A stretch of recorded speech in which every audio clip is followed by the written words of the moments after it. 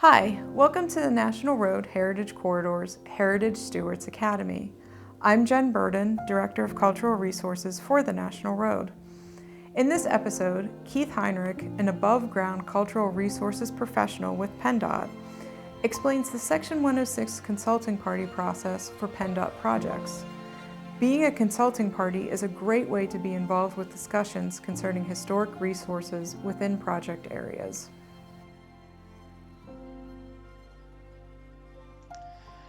Hello, everyone. My name is Keith Heinrich. I'm the above-ground cultural resource professional for PennDOT Districts 9 and 12, which means basically, and we'll get into this as we go on, I oversee the review of above-ground historic properties under Section 106 of the National Historic Preservation Act in sort of the southwestern portion of the state. For those of you in the National Road Heritage Corridor area, my districts include Somerset, Fayette, and Washington counties that are within the National Road Heritage Corridor area. And on this slide here, we have the background is a slide, is a painting of the first American macadam road by Carl Rakeman, which is for the National Road Heritage Corridor.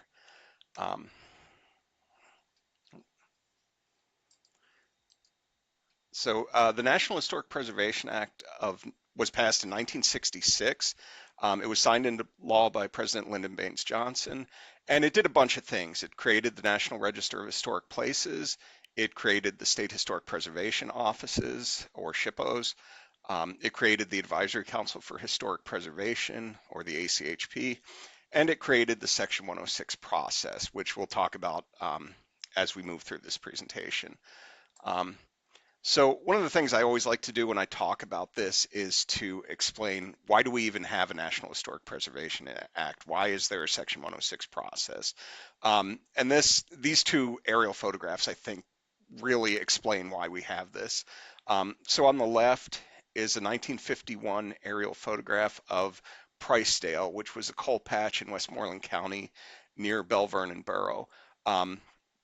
It dates to around 1900, so at the time, in the 1950s, it would have been over 50 years old. Now, on the right-hand side is Pricedale in 1959, after what would become Interstate 70 was built. So 70 was built and just went right through this community, cutting it basically in two.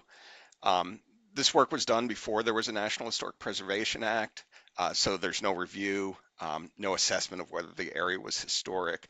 And this is one example of many. This is one that's, in one of my districts, so I like to use it. But there was an understanding based on projects like these that, we were losing our historic resources to development, and there is no mechanism to consider them.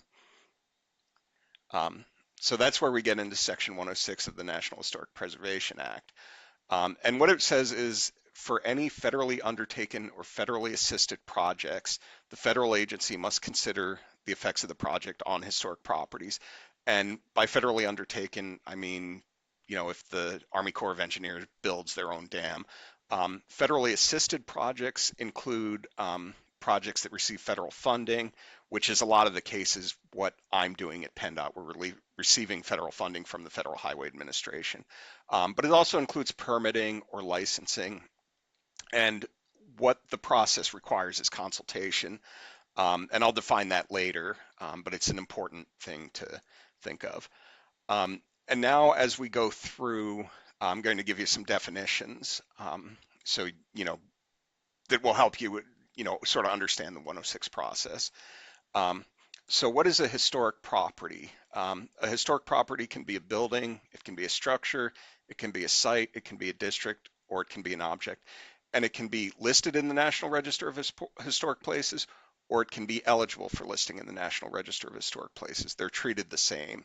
And basically, to be listed in or eligible for the National Register, property should be generally over 50 years old. There are exceptions for exceptionally significant properties that are less than 50 years old. Think of, at the time, the Apollo or Mission Control in Houston um, when it was, I think it was determined eligible, and that was before it turned 50 years old, but it was exceptionally significant for its role in the space race.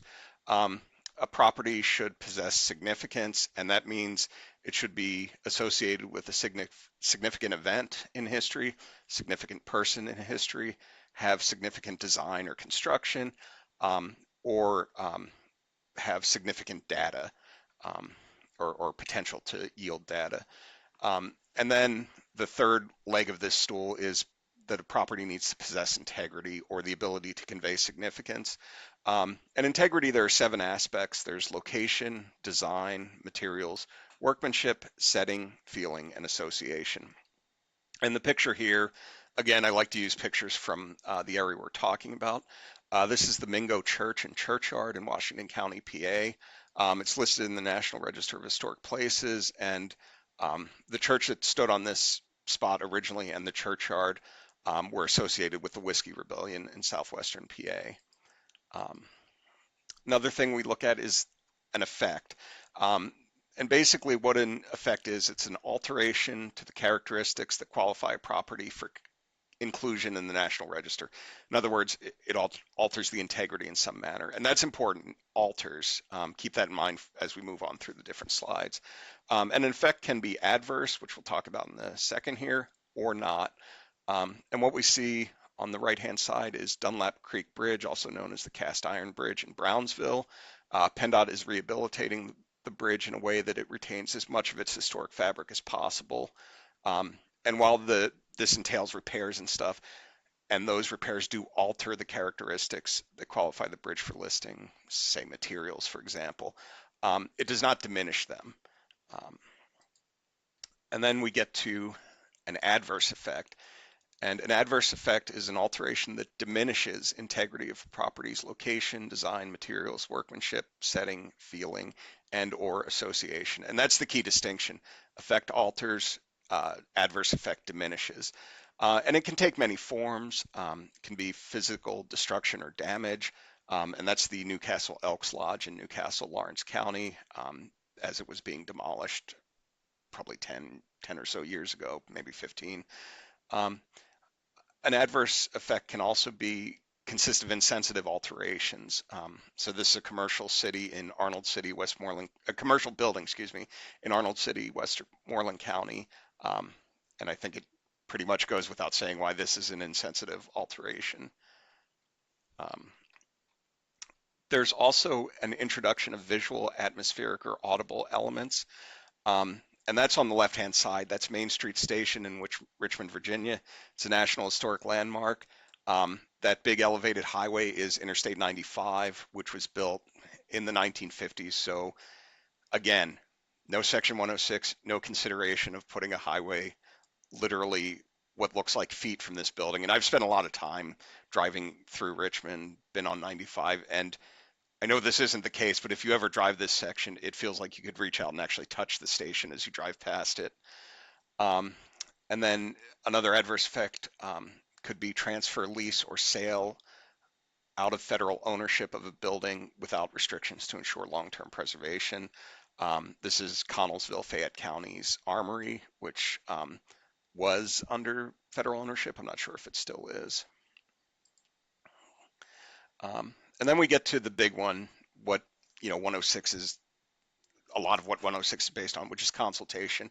And I'll give you the legal definition here, which is the act of seeking, discussing, and considering the views of all participants in the Section 106 process, and where feasible, seeking agreement with them. What this means is essentially you may have a viewpoint, you may want something out of the project. This doesn't necessarily mean that that'll happen, but we are tasked with considering the views of everyone who's participating. And a consulting party is someone, along with SHPO, tribes and nations, Indian tribes and nations, local governments, and applicants for federal assistance. Those are, going to be, you're almost always going to have them as consulting party. It also includes anyone with a legal, economic, or historic preservation interest in a project. And that bolded part is where you all come in as local historical organizations. and um, we do want your input because, no one knows the local historic resources, the local historic um, context of an area better than local historic organizations like yourselves. Um, so when it comes to addressing adverse effects, um, we always try to avoid adverse effects if at all possible. If we can't, we seek to minimize them, make them, you know, less impactful.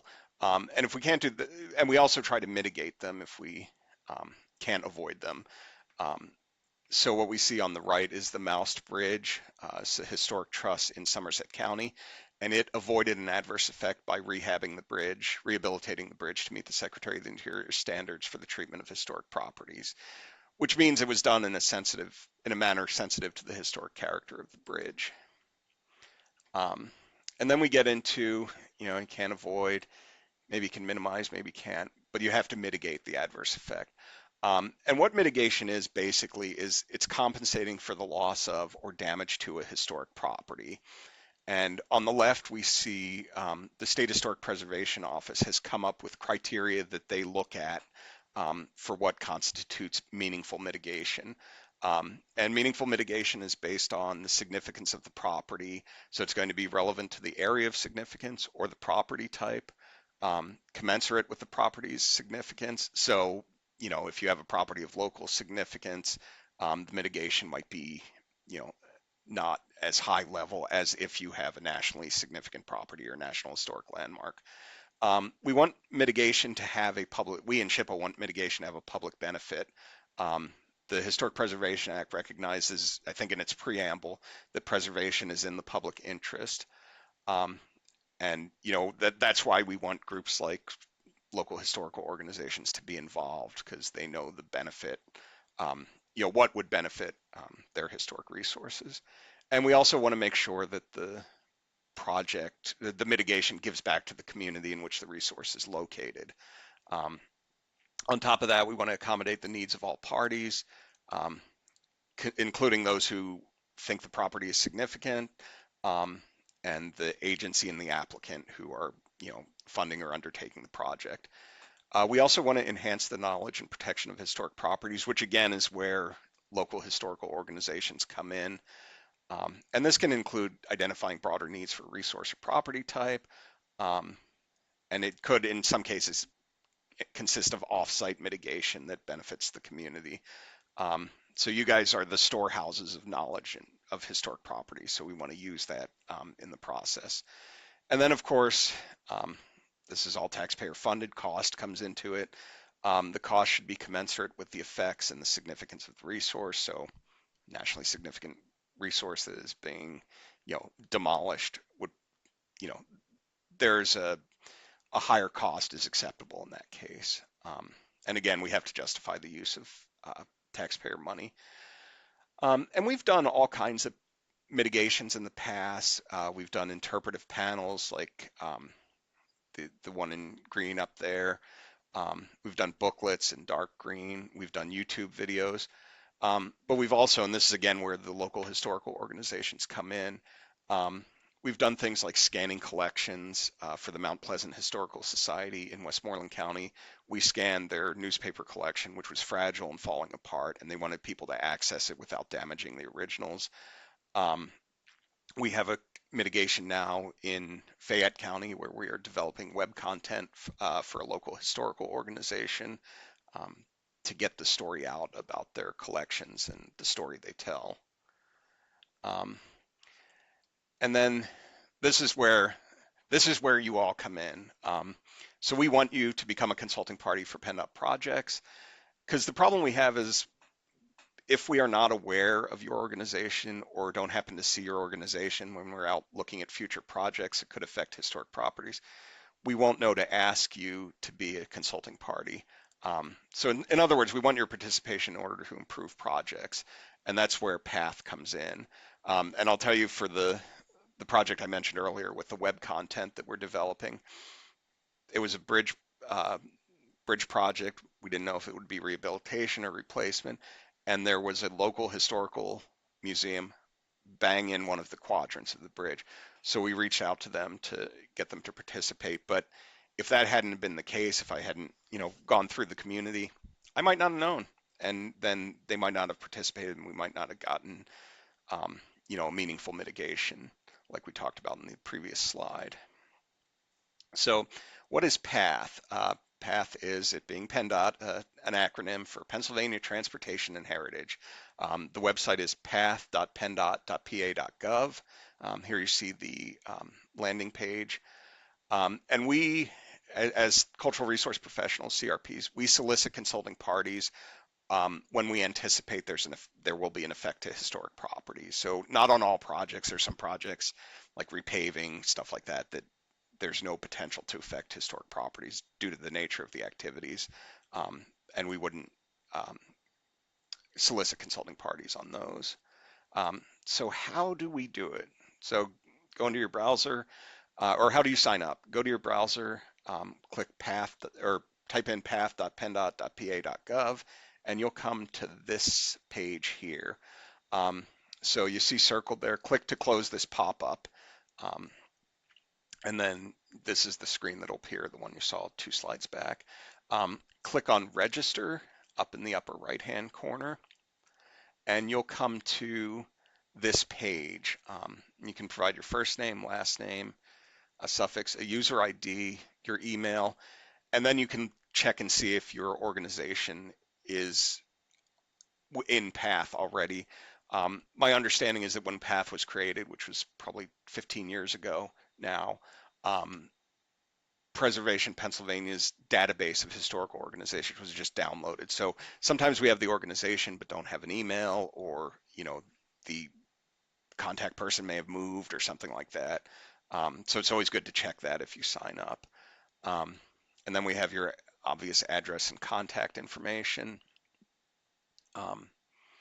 And if your organization is not listed in the dropdown under organization, you can email pathinfo, pathinfo @pa.gov. And then we can add that organization on our end in PATH.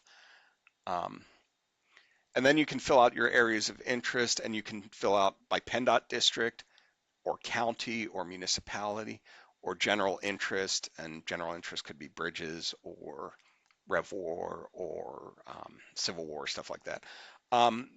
Personally, I recommend that you select a county and a municipality, so you don't get bombarded with notifications, but get information on the projects that are near you.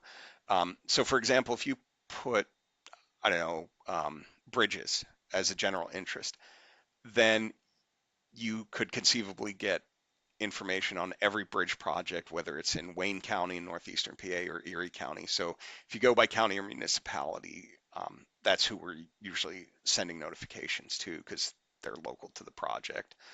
And then you do the CAPTCHA thing to make sure you're not a robot. And you will, once you sign up, you'll get a temporary email address. You can go in, sign in, create a new password, but you shouldn't have to go in again. Once you're in this system, when we have projects, we'll notify you. When we have projects with a potential for effects, we can notify you when we solicit consulting parties through PATH. And then again, PennDOT, you can follow us on Facebook, X, Instagram, LinkedIn. We've got a YouTube channel. So that's at least a preliminary view of how to become a consulting party and how the consulting party process works. Thank you. Thanks, Keith. Question about, okay, so you sign up to be a consulting party for a particular project. Can you talk a little bit about like that process of you've signed on to become a consulting party, you're a member of a historical society, let's say.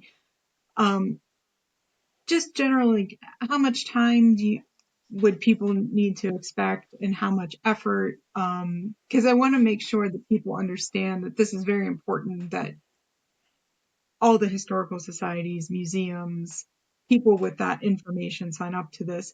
but I want them to also understand that this isn't like another full-time job that they're taking on. Right. Um, Right. that's in my experience, that's been a thing of like, oh, it's not, I don't want one more thing to have to do. It is, of course, one more thing to have to do. It's an important thing, but, Hmm. really, what's the realistic effort that would have to, come from these parties? And I'll give the sort of like the stock answer, which is, as much effort as you'd like to put in. But what will happen is every time we um, do a take a step in the process that requires consulting party comment or and or SHPO concurrence, we will send a notification to you. So let's say um, and this doesn't happen in every project, but we have a larger project. We're creating an area of potential effect, which is the area in which um, historic properties could be affected by the project. We'll send that out and to everyone consulting party SHPO, and you can read through it. If you have any question or any comments or anything, you can get those back, send those back to us, and we'll address your comments, respond to them. And that goes through once we have an APE. As we identify historic properties, you know, we'll post that information to get any comments. And this is another place where um, consulting parties can be helpful because, we're probably hiring a consultant out of maybe Pittsburgh, out of Harrisburg. And if you have information on the significance of the property that they missed or that, didn't get covered or that, is known locally, that information helps us in figuring out what's significant and figuring out and help SHPO in figuring out what's significant and what we should be considering. And then in effects, um, you know, let's say we have an adverse effect, we'll ask for comments on that.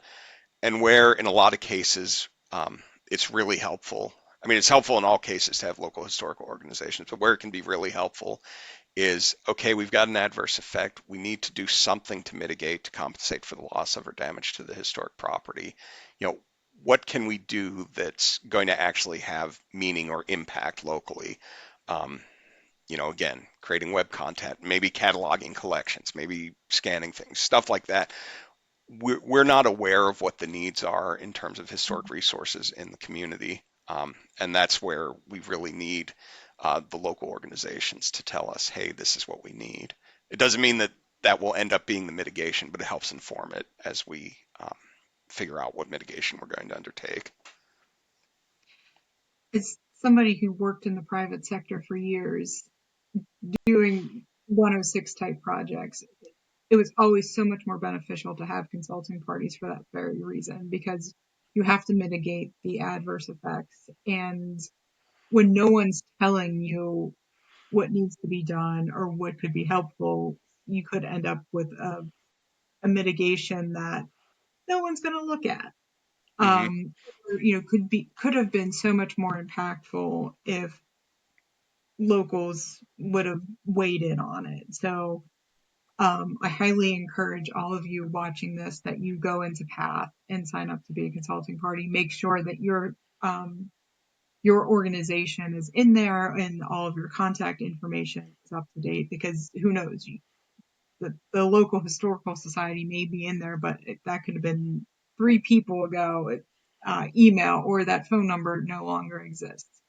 So make sure you go in there and do that. And don't be afraid to, weigh in on these things. That's why there is a public component of these projects. And, um, I'm also a resource here. So if you have questions about the process, even because this isn't just PennDOT projects either. So it's like Keith mentioned, anything that's a federal undertaking.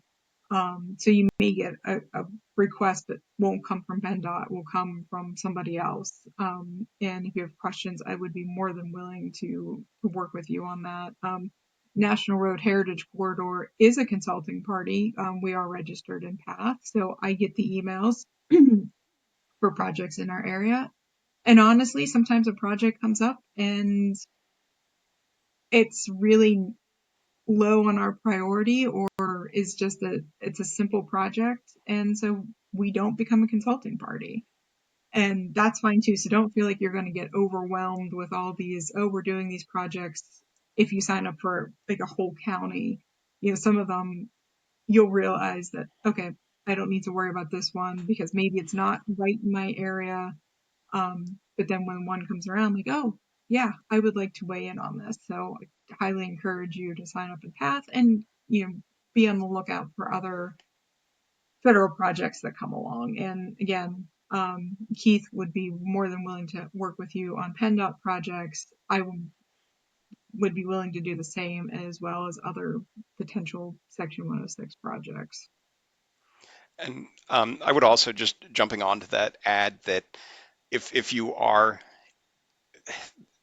PennDOT has a fairly good process for getting consulting parties to participate. Other agencies, other applicants don't necessarily have that. So I would also, if you want to be a consulting party, let someone at the State Historic Preservation Office know. Talk to someone there, and they can, if they've got a project coming in, they can say, hey, did you consider, hey, let's make up an agency, Department of Energy, did you consider this consulting party? So that would help for other projects as well. Yeah, And absolutely.